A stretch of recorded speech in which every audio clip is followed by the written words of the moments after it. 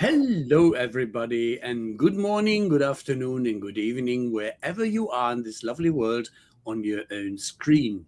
Yes, you have chosen the right place, not only your own screen, but our show. And we are very happy to welcome a long time no show in our show, Sri Sabesan. Sri was with us in our early days, and we had him for another show, and now it was overdue to have him back again. So we're happy to welcome back him to our show as the CEO of Ivanti. Sri is a seasoned technology leader with over 30 years of experience in the software industry, including senior roles at SAP and other global organizations. As the visionary behind Ivanti, he's driving innovation in conversational engagement and business process automation through AI, machine learning, and unified communication solutions. Sri is passionate as well about transforming customer engagement and productivity, and he's recognized through a thought leader and mentor in the tech space. We're excited to dive into his insights on the future of digital interaction and customer experience. And I'm grateful to have you here again and to learn about you have been a certain time of your as engagement and activities in SAP at the same place probably and in the same time span as Thomas. Yeah. And as Bob Stutz would say, a lot of good CRM solutions are still coming from the depths of what he co-created in Siebel. So there you have been as well. Yeah. So you are for that time span of over 30 years in that industry, and you are open-minded to help us and our audience, which we invite to chat with us and get into engage and interaction with us through our comment fields in the dedicated channels, as there are Facebook and LinkedIn for your service. So talk with us. And it is a pleasure now to hand over to you. What did I miss in your introduction? Well, thank you, Rolf, for such a wonderful remarks and very warm welcome here. I really feel that after a very long time we are meeting again. It's great, and you really brought back some of the memories from 30 years, from working with Bob Stutz at Siebel and at SAP and all that. Same thing. The times that we spent, Thomas and I spent, all the years at SAP and later. So it's great memories, bringing that fresh again here, and very glad to be here chatting on this latest technology trends and what we are doing here. And another story, losing track and meeting in the lounge of an airport. Yes. I know this guy. Yeah, it was. I think it was a Lufthansa Senator Lounge in Frankfurt. Yeah. So, what are you doing here? What's your excuse? Yeah, the travel unites people. I always feel that. Thanks to SAP to quite some time, I've traveled very extensively around the world for my job. And I am continuing the same tradition personally and also professionally now for my current job and other things. Every time, what fascinates is being in a new country, new place, meeting new people, breathing fresh air. It's very, very fantastic experience. And that also brings, quite a bit of, when we say communication or conversation, underscoring that communication is a important stuff when you're especially in a land where you don't understand language, how you can still get things done. It's but it's fascinating. Yeah, but fascinating is also what you are doing these days, or should I say, full disclosure, we are doing. So I'm not totally out of that scope. if that is about conversational commerce, or part of it is about conversational commerce, let's say one of the pivots went into that direction, or goes into that direction. So now everybody and their dog on this planet probably has an own definition of what this is. So when you are saying agentic commerce, what do you mean with this? What's your definition, your personal definition? So, it's pretty, this question has been asked a lot of times, right? Especially the agentic word. So people ask, what is agentic? So the commerce is one part. Commerce, everybody understands. Commerce, you pay money, you exchange goods or services. That's it, pretty much, right? So what is agentic here? So with when the level of digitalization was maturing, people were using a lot of different technologies to connect with the people, or the customers, or the stakeholders in largely. There are so many different ways that people were engaging, right? So, but the primary thing is conversation. Whatever it is, it's a phone call, email, or chatbots, whatever those medium of or the channel of that engagement, it's all about conversation. And traditionally, people tried a lot of ways, improving chatbots. The chatbots used to be pretty dumb, but then they started bringing some level of smartness, and over the period, even the dumb chatbots became a little bit more intelligent, even though it is rule based, still strict path that has to follow. It at least started delivering something to the businesses. But as a user, the user always had frustrations about, hey, what I have to deal with. It cannot allow me to go left or right. If I say something, it may not understand, and then they leave that conversation mode or the chatbot, and then they pick up the traditional phone and get things done. Right? Over a period, especially with the millennials and the new age the new age population is coming to the mainstream, and there is a lot more demand on the technology, and the AI brought some of the significant changes, which changed the traditional chatbots to a little bit more smarter way of doing things. The conversational or generative AI started understanding the context. It can understand the intent better. So the whole rule based, the exact phrase matching, those things changed. The AI brought a better sense of, okay, hey, this is what you're telling, this is what you're attempting to do. And then, with the added smartness, it started responding to the user queries better. Okay. So just keep that whole smartness and make that, the journey more automated is on a very high level, I would say, it's a kind of agentic, right? So the agents, there's a smart agents that can understand your phrases better, your intents better, and not only in the reactory mode. And it's okay, it understands, but then you can tell the agent or the AI or agent, so go and get this for me. And it can, even if it involves multiple steps to get things done for you, it can break down those steps. It can plan how to execute those steps and then bring the solution to you as a complete outcome. Is kind of, how the agent behaves going through each step and consolidating and collating and bringing the result to you is kind of what, quote unquote, is agentic. So in a commerce world, when we are looking for a product and we are going to, so anybody who wants to do a transaction, you are looking for a product, buying stuff. It's not just only about, show me this, show me that.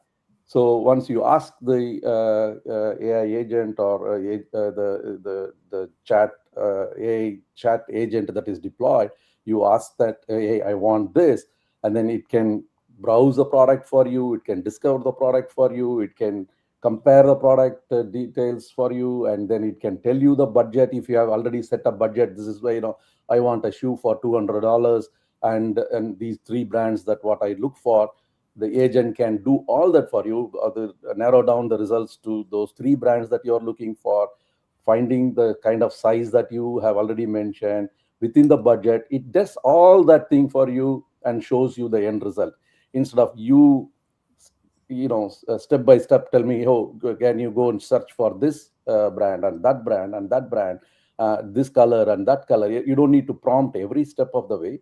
You just give all your preferences upfront and then tell the agent, hey, I want this, and it executes all these multiple steps and gives you the result. And that pretty much kind of defines as an agentic. So this is kind of increasing the engagement for the brand's perspective. If you look at brands, the why brands prefer such solution, it reduces the friction. It's not somebody says, oh, I want this, I want that, and then they leave the shopping cart and go. So the brands lose the business. With the level of agentic approach, what they can now say, hey, I have implemented this, and then you come and search for your product and you go back with your product that you want, right? That's kind of what the brands want. And also from the consumer perspective, it's a lot easier. They don't need to be struggling and kind of do it yourself, matching and comparing and all that thing. And it comes all fully served on your plate, what you need, and then they can take along. So it serves both worlds, from the buyer point of view and also the seller point of view. It makes that whole interaction a lot easier. And that is why this agentic commerce is really going leap forward right from the inception, when it started introduced to now. It gained the traction because of the simplicity. So now let's look a little at, you mentioned them, the old style chatbots. So there's quite surely a gray zone between what is quote unquote truly agentic and what's just another dumb bot. So where would you set the boundary? See, it depends on what you want to achieve as a brand, right? So one of the thing is so what do you want to achieve as a brand? Every brand, whether it is for profit or a non-profit, any brand wants to interact with their stakeholders, customers, owners, whoever that be, and each interaction is either trying to understand and build the relationship better, or so building the relationship is also for some the mutual gain at the end of the day, right? That's kind of how all the businesses are built. So the agentic approach or the AI agent or the technology or not only limited to this AI agent and this, including expanding the communication channels, how what are the different ways how I can connect with, and how we can make the entire communication a lot better, so that mutually one can build the trust and one can build the relationship better to get a long-standing, loyal business relationship, right? That's kind of what everybody is looking for, either a consumer or the brand. And as long as the technology fulfills for that, and any technology that fulfills that is what going to stay around. You touched already the base of one of my questions out of curiosity.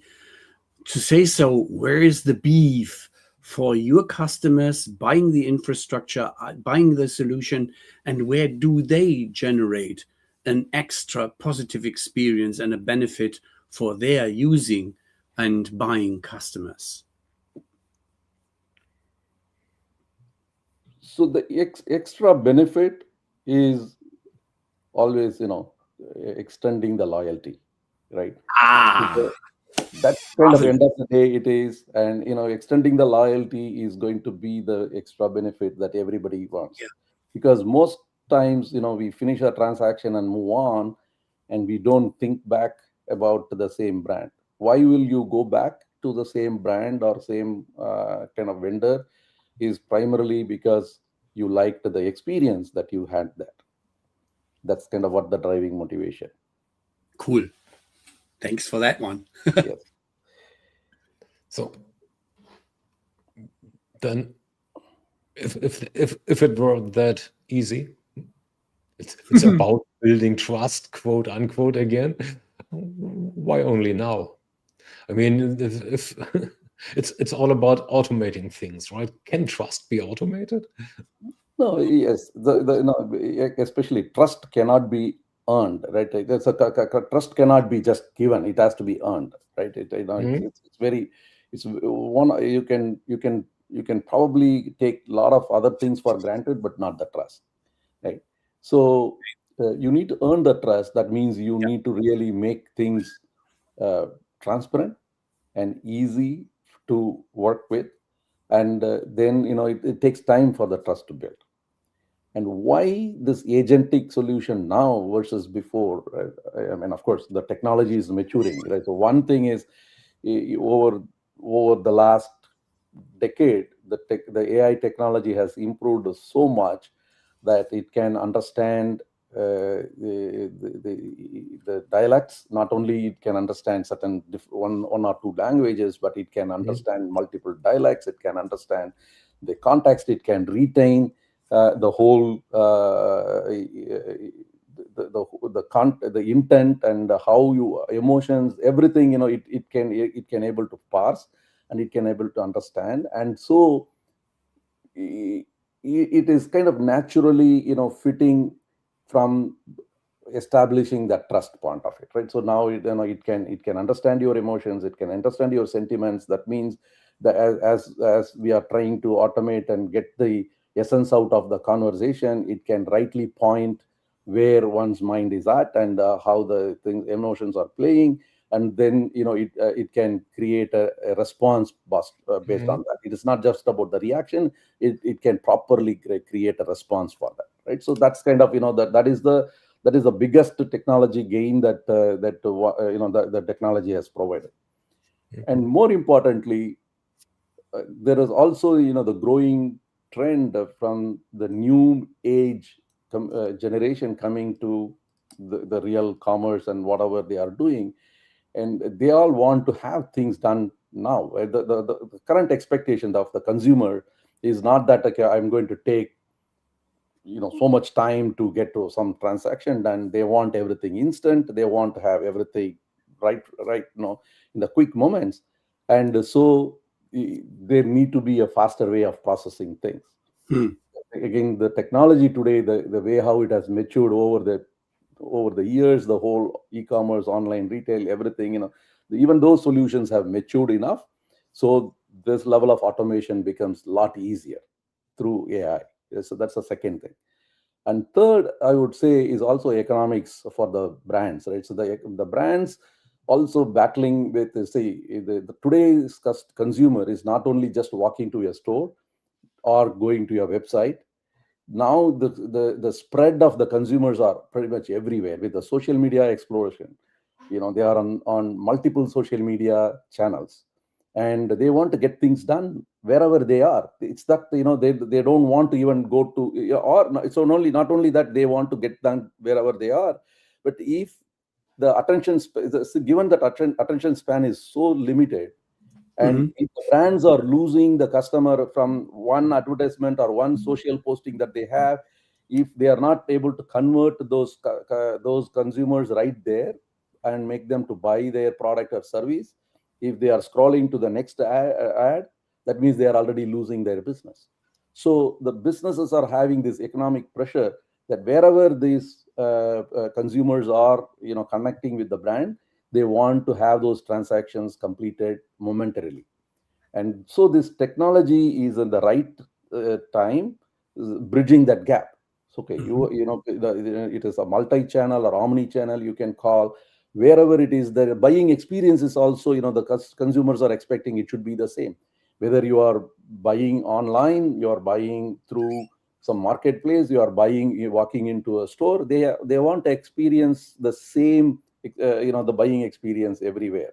That's kind of why, again, it leads back into the loyalty, it leads back into the trust and that wholeness here, right? So that's kind of the brands are in a tremendous pressure to create that kind of space for people to interact with them.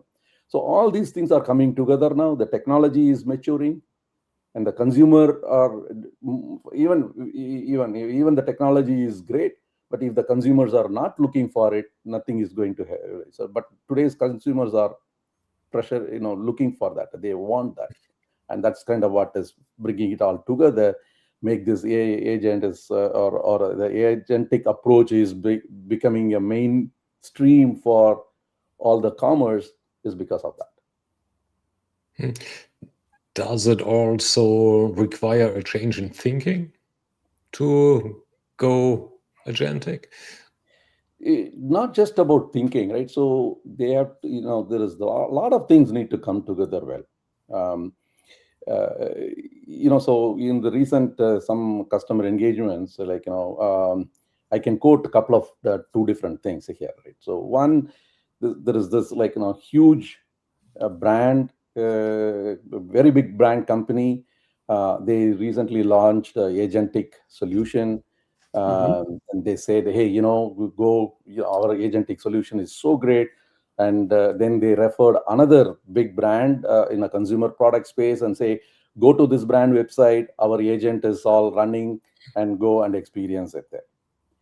So we went to that website and we looked at it. So the web page loaded, nice, very rich user experience there. It displayed a lot of different products right there in the landing page of that product. Showed some discounted products offering for Thanksgiving or whatever it is, right? And then this agent pops up, and simply we ask question, hey, what are your new promotions for Thanksgiving? The agent responses saying, oh no, we don't have any special scheme available. So right there is a disconnect, right? Just the window, I can see they are flashing, Thanksgiving sale with a high level of promotion they want to show, and the agent they have deployed right there, it's not even aware of what is just in the background. So that's it, right? So that basically kills Thanksgiving. Right. So that is one experience. The other experience we had was, we were kind of implementing an agentic solution for a hotel, and we were trying to get their booking agent design. And we were trying, the basic principle of any such agent is the experience is same across all the different channels, right? So it's kind of so when you say the experience need to be across, same across all the channels, there is going to be some give and take, because some channels are richer in the user interaction, some are not, and so there is going to be some middle ground how we are trying to implement or whatnot. And this customer, they were insisting very much how the interface was 10 years ago with the whole Chatbot, and that exactly that the same way that they want this agentic behavior also, right? So we were trying to educate them, hey, this is kind of a different way of looking at it, and what you had that user experience before was very different. It was more restrictive, but still they just want that, right? So these are the kind of mindsets where it makes it difficult to really meet the ends in the right way, right? So that is the kind of a bigger gap in terms of adapting to the solution. That is one part of it. The mindset is one part. That's what I say. The mindset is one. And also, to as much the overall the entire tech stack had improved or matured, and still there are a lot of gaps in the way how the brands or the companies have implemented those solutions, and how they have actually opened up or not, or restrictive about some of their how their product are stacking up. And so there are a lot of difficulties in stitching that together to make this kind of experience better. So there is a lot more of those hurdles that, especially in the largely the technology has improved, a lot of things that can be done. From the adoption perspective, it is still a kind of, in a still early stage for several brands, still in a kind of pilot mode, trying out this and that, mainly because they need to understand their individual situation, their gaps, or what are the other things that they have to improve before they can get onto this journey. So now, what you said is the objective, the ultimate objective is for the customer to have an experience, a consistent experience. Right. Now, the truth is that the agent, the bot, doesn't work for the customer. It does work for the vendor, which causes kind of a dilemma, right? Also in sorts of building trust, for example. So how to overcome this dilemma? All right. Yeah, no, that's a great question. Right. So there are a lot of different perspectives about these agents and what it is. So let's assume, let's kind of just for the discussion, let's use it this way, right? Agents are pretty much like the AI agent, or however you phrase it, like agent, agentic, whatever. End of the day, AI agent, this technology is pretty much like, assume it's being like a human. When you are hiring an employee to your business, you want the employee to be loyal to the business and do what the business wants. Of course, as an employee, we need to interface with the customer or consumer politely, nicely, friendly, whatever the way how we need to treat them, and ethically. All those the basic characteristics need to be there, but we need to get the business done. So that's the objective as an employee. And so similarly, when we talk about agents, like when you're talking about, I would probably categorize that into three buckets. One is the AI agents, or agents that are deployed by the brands. So if the agents are deployed by the brands, of course the brands are, so the motivation of that agent is going to make sure, so how to bring the whole experience better for the consumer, but at the end of the day, they are able to get the transaction done for that brand. Right. So the other bucket I would say is the marketplaces. So there are a lot of different marketplaces. They are deploying agents. They are allowing multiple businesses to take advantage of these agents. And so there is a different approach for the marketplace, how the marketplace agents behave. Right. So that's a kind of different approach. The consumer level agents, first of all, there is no such real consumer level agents exist today. There are some experimental such agents are available. Certain products like ChatGPT or Plötzlich, or some of them they are talking about how the consumer grade agents can work, but still it is not the reality, right? But when even when it comes to reality, it is going to have some, so as a consumer, I'm going to define my boundaries, what I'm going to achieve, what I want to treat, and basically I'm employing a buyer agent for me. So if such consumer agents exist, I am going to hire them to work for me. So that those agents are expected to work with my requirements, and it is going to get my results for me, right? So each agent, it depends on who is hiring them, if they are going to do that role play. That's pretty much how it is. It's not that this agent is working for them or against them. It is about how, it is about the objectives given to that agent and by their quote unquote employers, we can say. So we need to start employing the agents, whether as a personal consumer I'm employing somebody, or the agents are deployed by the brands, then it has to work for them. So now we are back to the trust and the thinking thing, yes, or topic, because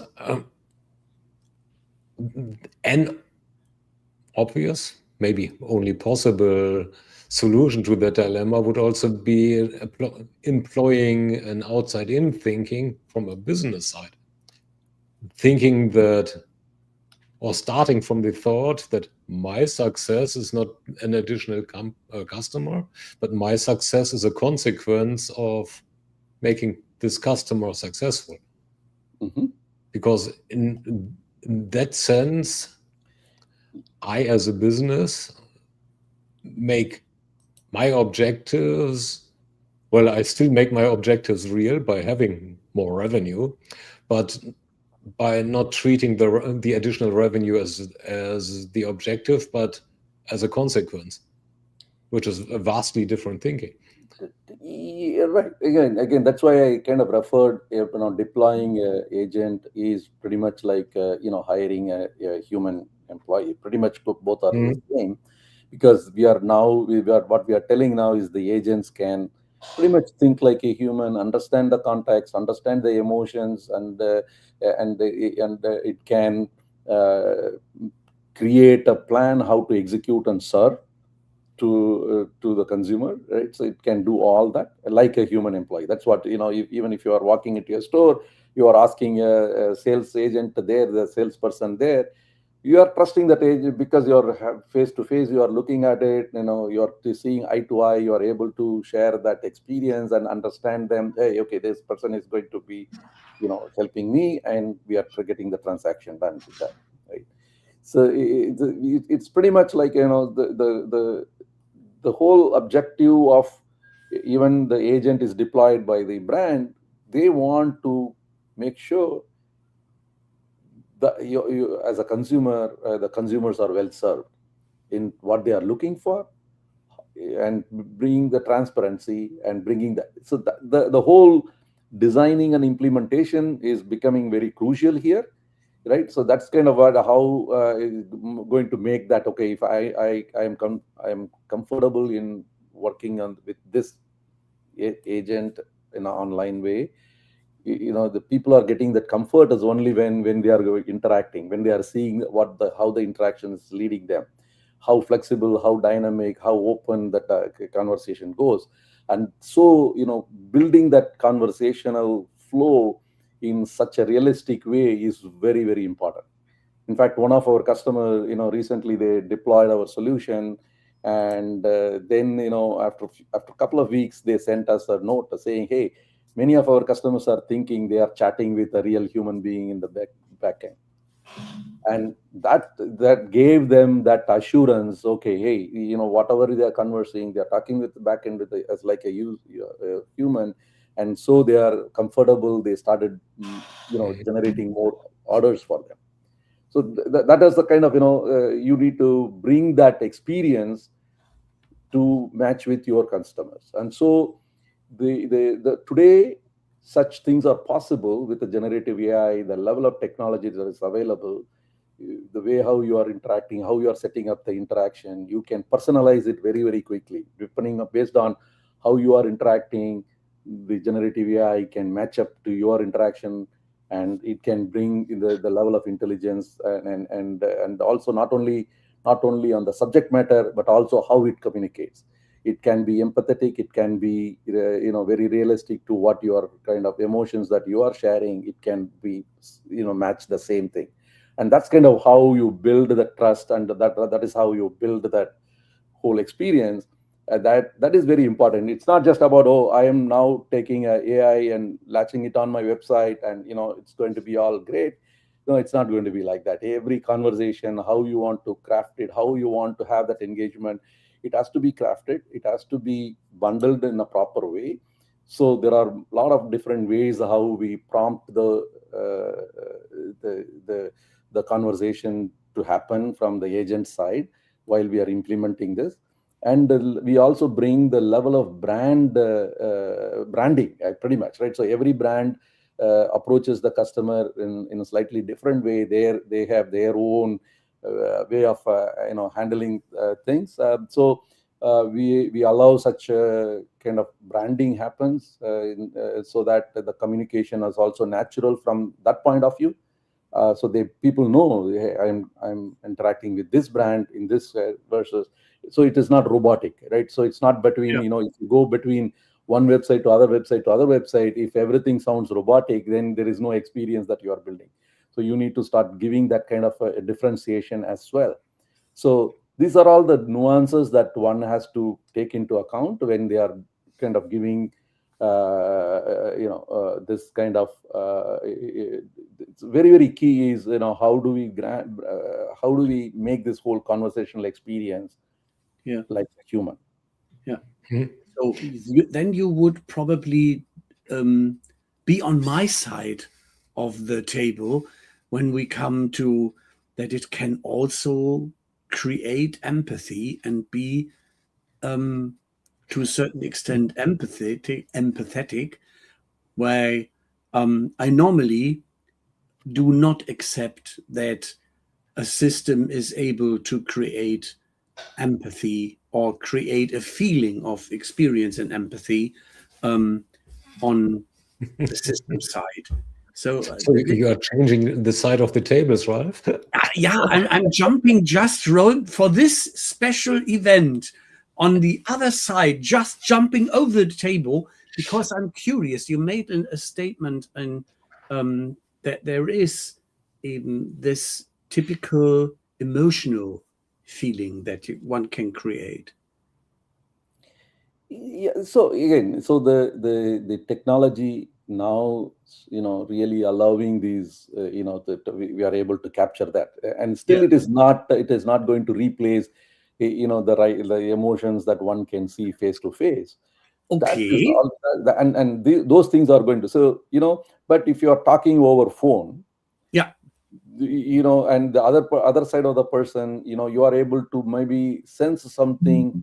they may not they may not say in exact words, but Yeah. the way the tone changes, Yeah. you may be able to understand. So some of those physical things may not be possible still in this Yeah. technology yet, but whatever is conveyed, it is able to understand, right? So unlike that's kind of, so unlike the previous generations of chat bots or even the smart uh, chats or agent the other agent assisted things that are there, whatever those are, it may not understand certain specific words in the true meaning. And so now the technology has improved so much. In fact, we have had situations where somebody was even commenting, "Hey, are you AI? Am I talking with AI?" And then AI responds in a very natural way. Yes, you are you're talking to AI, but if you want, I can transfer to the human, right? So is basically even understanding that is, and responding politely to that is very, very important aspect. And that's kind of what we can achieve those level of interactions today, where the technology at least enabling so those things to be more natural now. Normally we tease each other on that topic, and Thomas is then going for the duck example. And the duck That would have now be your step forward, Thomas. Meanwhile, you know it yourself. Empathy is something that is perceived, not sent. Well, it may be sent, but it's first of all perceived. So, and if it appears to be like a duck, looks like a duck, sounds like a duck, it probably is one. So that's what my side of the table usually is. But you mentioned the people are asking, am I talking with an AI now? So that to some extent touches an ethical question as well. Shouldn't they know beforehand? No, so yes, of course, right? So most conversational agents that are deployed today, it introduces themselves as, "Hey, you are talking to an agent." But still, when people get deeper into the conversation, and when, especially as I was telling, nowadays even though it is a conversational agent running the conversation from behind the scenes, the conversation is so natural that they get drawn as if they are talking to a human. So they are kind of reconfirming, "Hey, are you an agent or a human being?" Right? That's kind of so they are drawn into that natural conversation. That is the best side of it. And of course, so any technology, however you are implementing, whether it is AI or non-AI or whatever, the ethical frame is a very important thing for for anything for that matter. So here the disclosure is there, and and also in this case what I was referring, AI properly responded saying yes, you're talking to AI. It did not shield that no, you're now talking to a human. If that had happened, then it is probably the biggest scam. But just the kind of these are all the ways how reinforcing the ethical practices also. Now, obviously, there are a bunch of advantages from a business as well as probably from a customer point of view to deploying and working with and using agents. This suggests that, well, this is a big thing. On the other hand, we don't see that many real life examples out there in the market, at least no quote unquote success stories. So what is the situation out in the market in your experience? Yeah, that's another good question, right? So earlier we were talking about when we are talking about agent, there are you can bucket them into three different buckets, right? So one is the consumer grade, consumer level of agents. One is the brand specific agent, and the marketplace agents. Yeah. Okay. So you can so even maybe a lot of studies out there that talks about what is the success rate of this agent deployments, and some big analysts like Gartner says by 2027 70% of the AI agent will be shut down, the pilots will not go further. And then there are other readings from Deloitte or some others talking about how successful the AI agent rollouts are going to be and whatnot. So this, you can see this big disparity between even a lot of these studies that are happening. That's why I'm saying, it's a very great question that you asked. So what is the reality here? Yes, the reality, now if you look at it, like, so we already discussed the consumer level of agents are still in primitive state. There is no real success stories to claim. There are one or two proof of concepts how whether that buying experience, the buying agents from ChatGPT or Perplexity or whatever those different consumer agents are available, those are in a very infancy state. It is not fully tuned. There is so much more to do for such consumer agents to come up and be ready for everybody to start using. In other hand, if you look at the brand's perspective, the brands are deploying the agents or agentic, not only agentic. There is one is that interfacing with the consumer side, but also there is so much more automation, the workflow automation, business process automation can be done in the back end side of the whole thing, right? So a lot of businesses are now already gaining from this kind of deployment. So for example, we have customers who do this whole order replenishments, right? So if they say, okay, they see some certain products are going out of stock soon, and also not only going out of stock soon, they can also assess the demand graph for such product, and then they can nicely set the whole reorder process in automation, so that so they can those agents can automatically manage depending on the product, the demand graph in the recent times, and then they can replenish those stocks. So those kind of scenarios, and that is only some quick example, but there are so many more such examples are there, from how back office or back end operations are really taking advantage by deploying this agentic solution. From the front end is also quite a lot of the brand implemented agents are helping people, like so people come there and say, hey, repeat my order, right? So that's they are able to say that today, repeat my last order. Then the agent picks up what was the last order. They are able to go and process, get the one more confirmation, because it requires it's all about money. So it gets a confirmation, is this the product that you're looking for? They say yes.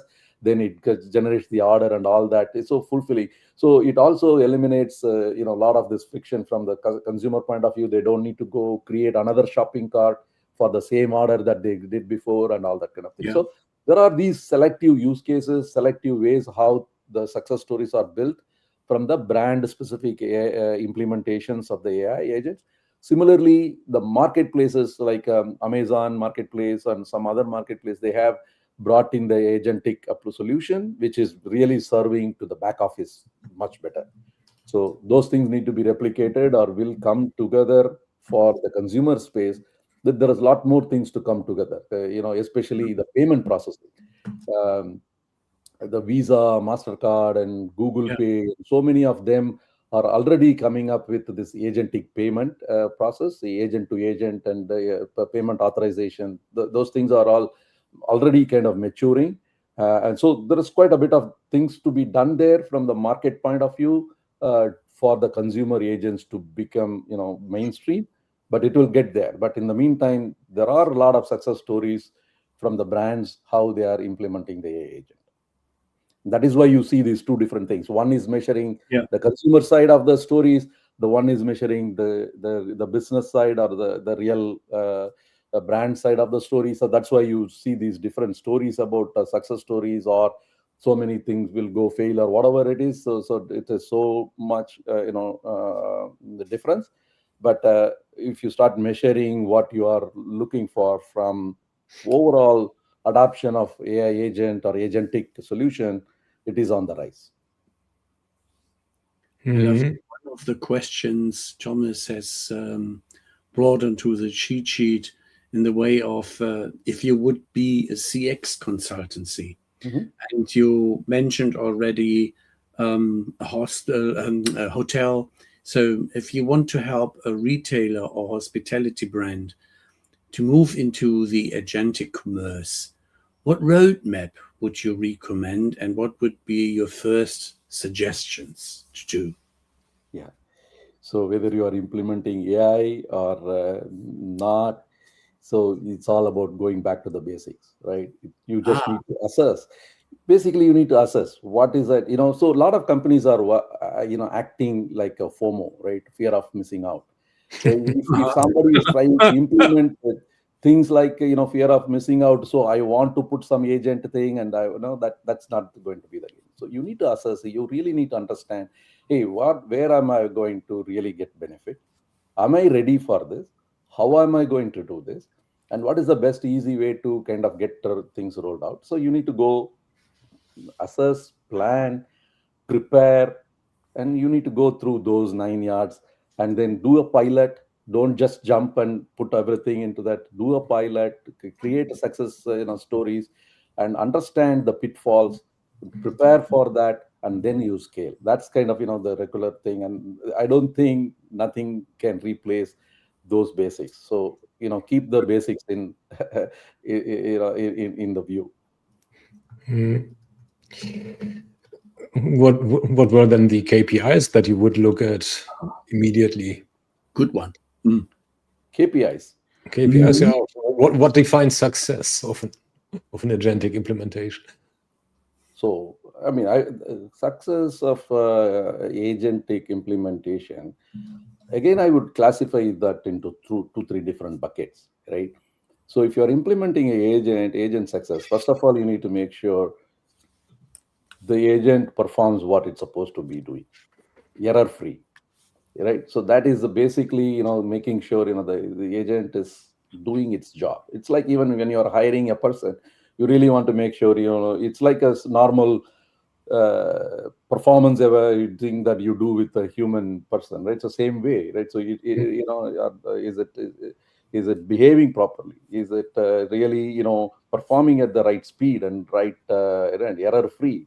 And we just need to make sure those are again basics, and also the outcome, right? So then comes the outcome. First is like making sure everything is fine, all the things are done, and then what is the outcome?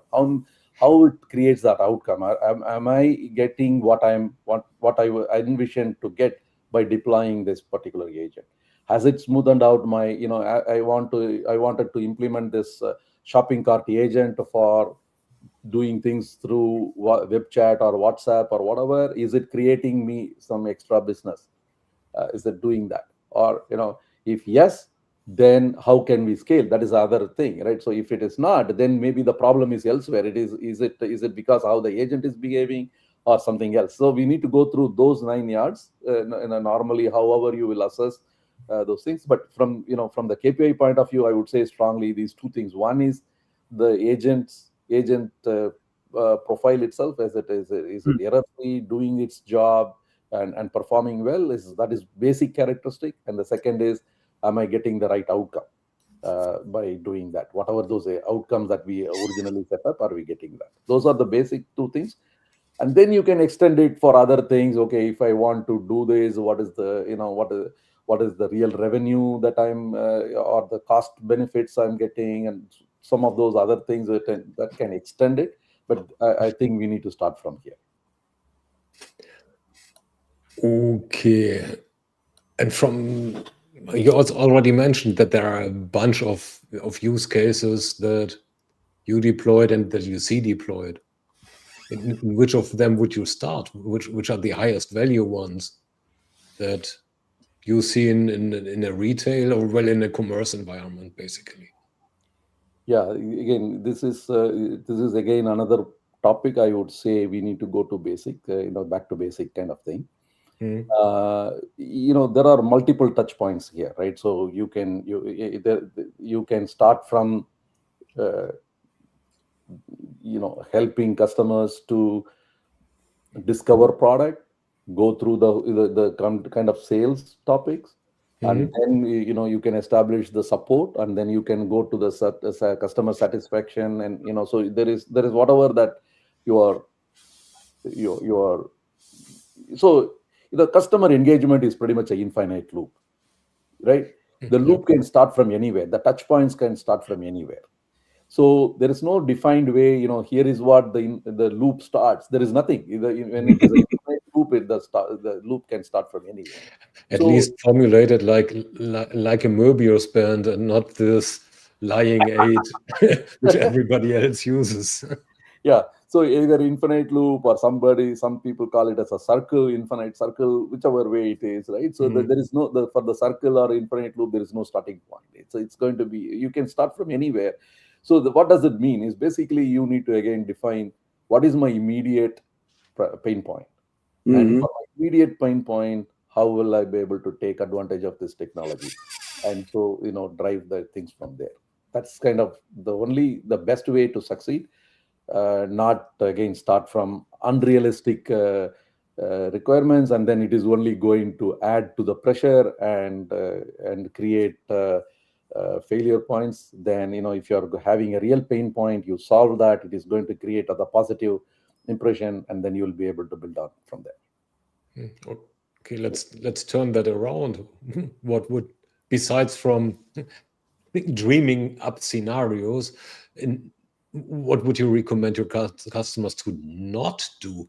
When would you suggest them to stay away of the topic altogether? Yeah, this topic comes up all the time. So people say, hey, when to say no is very important thing, right? So so especially in current situation, I mentioned this FOMO 5 times or 10 times in this call already. That's because that's kind of what is happening when we are talking to prospects or other not directly even prospects. When we are going through motion, all the emotions outside everywhere, when we are looking into those things, a lot of knee-jerk reactions are happening. I want to have this thing right now. I want to do this kind of thing. Right? That's kind of what is driving factor for most part. And so it gets very tricky how the one looks at the success story here, what needs to be done here. So when I want to really come back again to your question. Sorry, I lost that. Well, the base question is, when do you under which circumstances do you recommend them to not go the agentic route at all? Exactly. So because of so first of all, I would say don't go implementing something with the FOMO. Don't do that just because you are fearing something you want to get done. Otherwise, you'll be lost. Don't do that. You do. So that is the first and primary thing. And second thing, I would say, is whether your business is ready for such things, right? So the technology transformation, you need to really assess your is your basics correct? Are you having the right product stack? So that will help the level of automation that you are trying to need for implementing such agentic process. Because there are circumstances where we got into a project where we realized they do not have enough API credits to open up for such automation to happen. So you don't want to run into that kind of stumbling blocks once you are getting into the project, right? So you need to basically prepare what you need to do. So beyond all that, I would say another important thing here is also, especially where whether it is a goods or service that you are offering through agentic consumer facing thing, from that matter, stay away from doing such agentic implementation for a very sensitive or emotional products that you want to sell. There are a lot and high value products. You don't want, many times the high value product, people want to touch and feel. They want to have that personal connection before they invest in such a big amount. So bringing such a kind of agentic approach for such things is not going to be much valuable. So these are few things I would say: the FOMO and technology stack readiness, and the kind of product and services that you are trying to offer. Make it, if it is a routine thing, yes, makes sense.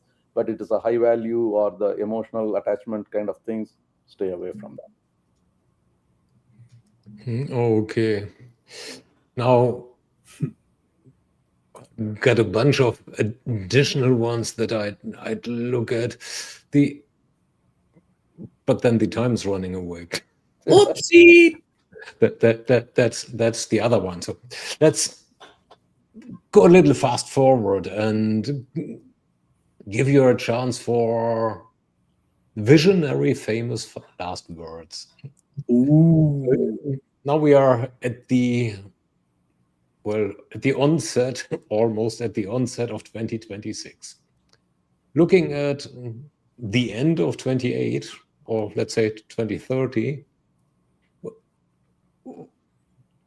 I'm quite sure that the shopping journeys, online as well as offline, will have changed quite drastically, probably even. I mean, there are still old style technologies like the magic mirror that pop up again, like this metaverse stuff. How do you see this journey or the set of journeys look like in, let's say, 2023, when we have consumer agents, when we have buyer agents, maybe even middleman agents who negotiate, make the agents negotiate with each other, and all sorts of, AR technology, augmented reality, not analyst relations, marketplaces, and all of this intermingled with each other. What is your vision of 2030? That's a great question, right? See, the technology is growing, especially in the AI related to technology, is growing so fast. The AI has already transformed into AGI, right? And then from AGI to it is going into much more refined, super intelligent with the ASI kind of thing. So it's kind of transforming very, very fast. So with such a transformation,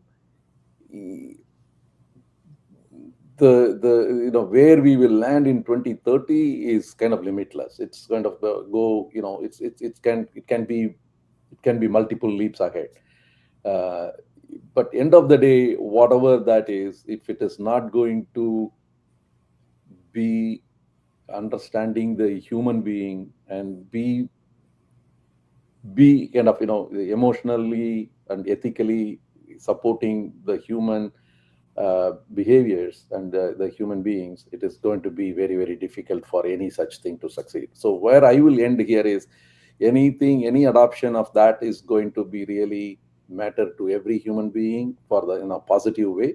And these technology trends, I hope and wish, and it will stay in creating such a positive impressions for the human beings. That's where I would leave, and it will continue being there itself is a bigger thing, especially with all the cyber threats and all the other things that are happening around.